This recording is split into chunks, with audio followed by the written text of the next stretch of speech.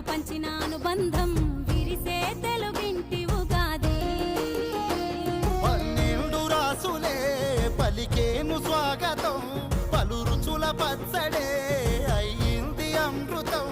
ఈ వేడుకెంతో అద్భుతం. కోయిల పాటల సంగీతం, కొమ్మారెమ్మల కోలాటం